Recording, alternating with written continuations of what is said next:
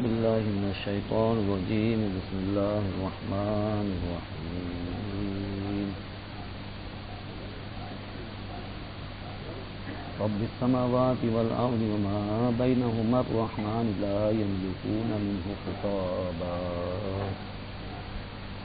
يوم يقوم الروح والملائكة صفا لا يتكلمون إلا من أذن له الرحمن وقال صوابا. صدق الله العلي العظيم وصدق رسوله النبي الكريم. اللهم صل على سيدنا ومولانا محمد وعلى آل سيدنا ومولانا محمد وبارك وسلم وصل عليه صلاة وسلاما عليك يا سيدي يا رسول الله وعلى آلك وأصحابك يا حبيب الله. الصلاة والسلام عليك يا شفيع المذنبين وعلى آلك وأصحابك يا سيد الأنبياء والمرسلين. حمد و صلاۃ. آخری پارہ، اس کا کچھ حصہ تلاوت ہو گیا، کچھ باقی ہے. چھوٹی چھوٹی صورتیں آپ سن رہے ہیں ماشاءاللہ. بڑی بڑی صورتیں بھی آپ نے سماعت فرمائی اور چھوٹی چھوٹی صورتیں بھی. چھوٹی چھوٹی آیتیں ہیں، ان کی چھوٹی بحریں ہیں. اس کا اپنا ایک انداز ہے، وہ چلا جا رہا ہے سلسلہ آخر تک. کیا روانی ہے، کیسی فصاحت و بلاغت ہے. یہ قرآن ہے، قرآن جیسی کتاب کوئی اور نہیں، اس جیسی کوئی عربی نہیں، اس جیسا کوئی کلام نہیں. ایک دریا ہے جو موجیں مارتا ہوا آگے بڑھ رہا ہے. بڑی صورتوں میں اس کا پارٹ بڑا تھا، پانی پھیلا ہوا تھا، معنی پھیلے چلے جا رہے تھے، آگے بڑھتے جا رہے تھے. اور چھوٹی چھوٹی آیتیں اور بحروں میں اس پارٹ کو ہم نے کم کر دیا. اور جب دریا کا پارٹ کم ہو جائے اور پانی وہی رہے تو کیا ہوتا ہے؟ جوش بڑھ جاتا ہے. تو یہاں بھی معنی کا ایک جوش و خروش ہے جو آگے بڑھتا جا رہا ہے. اب دیکھتے جائیے. دو دو لفظوں، دو دو کلموں پر مشتمل آیتیں ہیں اور پوری پوری دنیا ہے.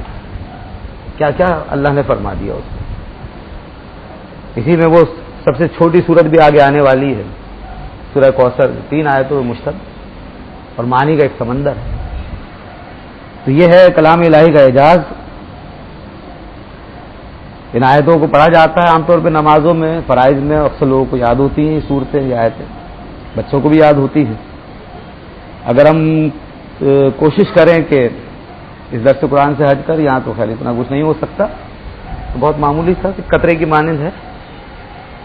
کوشش کریں کہ گھر پہ جا کے آیتوں کا ترجمہ اور اس کی تھوڑی تھوڑی تشریح اگر دیکھ لیں، 30ویں پارے کی پورا 30واں پارہ دیکھ لیں تو کم سے کم نمازوں میں لطف آ جائے گا. جب نمازیں پڑھیں گے اور ائمہ حضرات تلاوت کرتے ہیں اکثر، کہ ہم بھی پڑھتے ہیں اپنی نمازوں میں، تو ہمیں کم از کم سمجھ آئے گا کہ یہ اس کا معنی کیا ہے، مفہوم کیا ہے. تو اس لیے تھوڑا دیکھیں. اس میں ایک سمندر، ایک دنیا ہے. یہاں خاص طور پر ان صورتوں میں بار بار ایک دن کا ذکر آ گیا ہے جناب. ایک بہت بڑا دن، بہت عظیم دن، بہت خوفناک دن، قیامت کا دن، جس پہ آپ کا اور میرا ایمان ہے، ہر مسلمان کا ایمان ہے. کافروں کا ایمان اس پر نہیں ہے. یہ صرف مسلمانوں کا عقیدہ ہے، توحید، رسالت اور آخرت. اس آخرت کے اندر ایک دن ہے، ایک ایسا دن کہ اس کو جتنے نام دیں کم ہے. اس دن کیا نہیں ہوگا؟ سب کچھ ہوگا. اس دن دنیا کی ہوائیاں اڑ جائیں گی، اس دن دنیا کے ہوش اڑ جائیں گے، اس دن سلطنتیں بکھر جائیں گی، اس دن بڑے بڑے ڈھیر ہو جائیں گے، اس دن سب کی زبانیں بند ہو جائیں گی، اس دن سب کی پول پٹی کھل جائے گی، سب کا نام عمل باہر آ جائے گا، سب کا کیا دھرا سامنے آ جائے گا، سب کا چھپایا ہوا ظاہر ہو جائے گا. اس دن جو باطن ہے وہ ظاہر ہوگا، جو ظاہر ہے وہ باطن ہوگا. سب کو الٹ پلٹ ہوگا اور کسی کو سمجھ نہیں آئے گا کہ کیا ہو رہا ہے. یہ نہ کوئی ماں ہوگی، نہ کوئی باپ ہوگا، نہ کوئی بھائی ہوگا. وہ ایسا خوفناک دن ہوگا. اس دن کو اللہ نے ان صورتوں میں، ان آیتوں میں بیان کر دیا ہے. اور اس سے پہلے جو اس کا اسٹارٹ ہوگا، جو اس کی ابتدا ہوگی، آغاز ہوگا اسی دنیا سے، انہی مظاہر سے، اسی آسمان سے، انہی چاند سورج ستاروں کے ذریعے، اسی زمین کے ذریعے، پہاڑوں کے ذریعے. اس کا کیا حال ہوگا، یہ چھوٹا سا انسان کیا کرے گا، تصور نہیں کر سکتے ہم بس. اسی لیے بار بار قرآن کہتا ہے اس کو یاد کرو اور کچھ ڈرو. اس خوف کھاؤ تاکہ سرکشی دور ہو، نافرمانی دور ہو، حیوانیت ختم ہو ہماری. ہم زمین پہ بندہ بن کے رہنا سیکھ لیں انسانوں کی طرح کہ ہم کچھ بھی نہیں ہیں.